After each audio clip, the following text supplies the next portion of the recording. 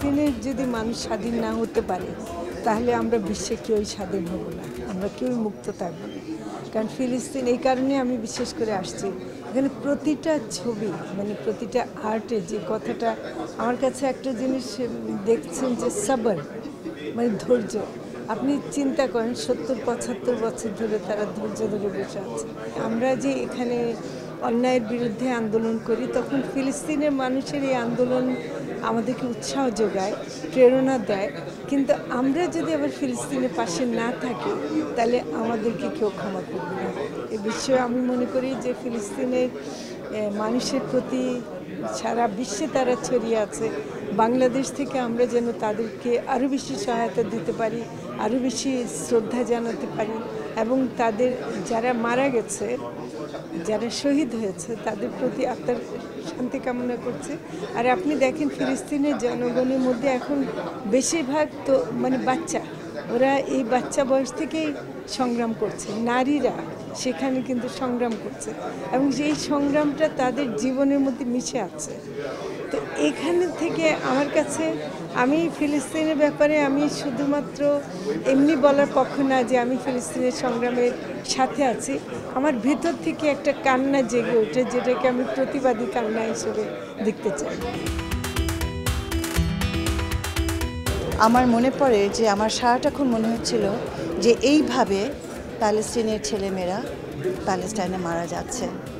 আমাদের ছেলেমেয়েরা যখন দেশের পতাকা ওড়াচ্ছিল তার সাথে সাথে কিন্তু তারা প্যালেস্টাইনেরও পতাকা উড়িয়েছে এবং আমরা গভীরভাবে উপলব্ধি করি যে এই পৃথিবীটা যদি কখনো শান্তি ফিরে আসতে হয়, এই পৃথিবীতে যদি কখনো শান্তি ফিরে আসতে হয় তাহলে প্যালেস্টাইনকে মুক্ত হতে হবে, প্যালেস্টাইনকে ফিলিস্তিনকে তার জায়গায় অধিষ্ঠিত হতে হবে। প্যালেস্টাইনের মানুষ যখন মুক্ত হবে, তারা যখন তাদের ন্যায্য অধিকার পাবে, পৃথিবীর মানব জাতি ন্যায্য অধিকার পাবে। এটা শুরু হয়েছিল গত বছর থেকে। এই নভেম্বরের 29 তারিখে যে আপনার জাতিসংঘ সংহতি দিবস প্যালেস্টাইনের জন্য, সেই দিনকে চিন্তা করে হচ্ছে আমরা আর্টগুলো করা শুরু করেছিলাম। তাহিয়া তাবানি এমনিতেই হচ্ছে চিত্রকর্ম বিভিন্ন ধরনের করে থাকেন এবং উনি তার চিত্রকর্ম যদিও বিক্রির বিষয় নিয়ে করতেন, নিজের প্যাশন থেকেই করতেন। তা আমি যেহেতু কোনো একটা বিভিন্ন কারণে, আমার কাজের কারণে, আমার পড়াশোনার কারণে এই প্যালেস্টাইন এমবেসির সঙ্গে আমার যোগাযোগ আছে। ওরা আমি যখন শুনতে পেলাম যে গত বছর তারা এই ধরনের একটা আয়োজন করছে, তখন ওই আপনাদেরকে আমি বলেছিলাম যে আমরা কি এখানে একটা এক্সিবিশন করতে পারি কিনা, যেটা যদি যেই টাকাটা এখান থেকে উঠে আসবে সেটা আমরা হচ্ছে প্যালেস্টাইনের ত্রাণের জন্যই হচ্ছে ডোনেট করে দিব। তো সেখান থেকে এটা যাত্রা শুরু। তো গত বছরের ধারাবাহিকতায় এই বছর আমরা একই কাজ করছি। গত বছর আমরা 45টা পেন্টিং দিয়েছিলাম, যেখানে প্রায় 25টা ছিল হচ্ছে আপনার 30টা ছিল হচ্ছে আপনার শুধু প্যালেস্টাইন ভিত্তিক এবং বাকিগুলো ছিল হচ্ছে তার নিজস্ব চিত্রকর্মের যে আপনার প্রদর্শনী। এবারও হচ্ছে আমরা 45টাই দিয়েছি, এবার হচ্ছে 25টা প্যালেস্টাইন ভিত্তিক পেন্টিং করা হয়েছে এবং বাকি আর্টওয়ার্ক হচ্ছে তার নিজস্ব চিত্রকলার অংশ, যেগুলো আপনারা এখানে দেখছেন।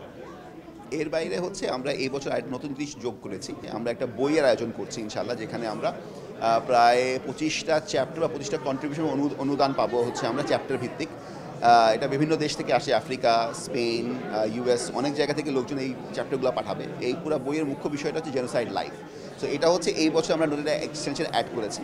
এই বইটার মাধ্যমে যদি কোনো ধরনের আমরা অনুদান বা কোনো ধরনের কোনো আয় হয়ে থাকে, সেটাও আমরা ত্রাণ হিসাবে প্যালেস্টাইনের জন্য পাঠিয়ে দিই। সো আমাদের এই পুরো আয়োজনের বিষয়টা হচ্ছে যে প্যালেস্টাইনে এখন যেই পরিস্থিতি, ওইটা দেখলে আমাদের জীবনটাকে এখন প্যারাডাইস মনে হয়, আমাদের জীবনটা কিন্তু প্রায় বেহেস্ত মনে হয়। তো ওই চিন্তা করে আমাদের পক্ষে যতটুকু করা সম্ভব, যতটুকু আমাদের ক্যাপাসিটির মধ্যে আছে, সামর্থ্যের মধ্যে আছে, সেটা ভিত্তি করেই আমরা হচ্ছে এই আয়োজনগুলো করার চেষ্টা করছি।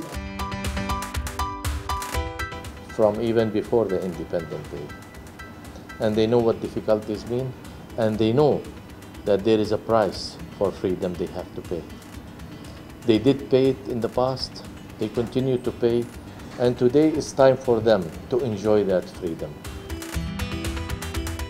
It is our duty as world leaders, as a global community, to come together and to encourage the international community to take stronger actions and work for Palestine.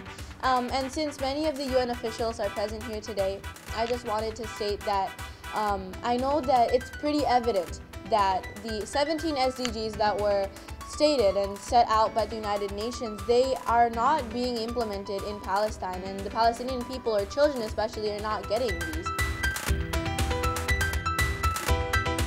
যেখানে পাশ্চাত্য দেশগুলি, অধিকাংশ পাশ্চাত্য দেশগুলি এবং ইসরায়েল গণতন্ত্র নিয়ে বলে, সেখানে প্রকৃত অর্থে কী হচ্ছে সেটা পরিষ্কার। গত বছর আমি জুন মাসে ইউনাইটেড নেশনসে একটা প্রদর্শনী করি এবং সেখানে 1602 সাংবাদিক যারা গত 30 বছর মারা গেছে তাদের একটা তালিকা করি। সেখান থেকে এই পর্যন্ত প্রায় 200 সাংবাদিক মারা গেছে এবং তারা প্রত্যেকে প্রকাশ্যে সাংবাদিক ছিল এবং সেই কারণেই তারা মারা গেছে। আমরা আজকে যেই পৃথিবীতে আছি সেই পৃথিবীতে একসময় আমাদের প্রশ্ন করা হবে, তোমরা কোথায় ছিলে, কিভাবে এটা হতে দিলে? এবং যেই দেশগুলি গণতন্ত্র নিয়ে বুলি আওড়ায়, স্বাধীনতা নিয়ে বুলি আওড়ায়, তারা প্রকৃত অর্থে কী করে সেটা আমরা দেখে যাচ্ছি এবং একটা সময় তাদেরকেই আমাদের এই প্রশ্নটা করতে হবে। যেই ব্যক্তিগুলি এখানে আছেন তারা শহীদ তো বটেই, কিন্তু তারা দেখিয়ে দিয়েছেন কিভাবে লড়াই করতে হয়, কিভাবে প্রাণ দিতে হয়, কিভাবে এই রকম বৈষম্যের বিরুদ্ধেও, এই রকম অন্যায়ের বিরুদ্ধেও দাঁড়াতে হয়। এবং আমি বলবো যে বীরত্ব আমরা ফিলিস্তিনিদের কাছ থেকে শিখেছি।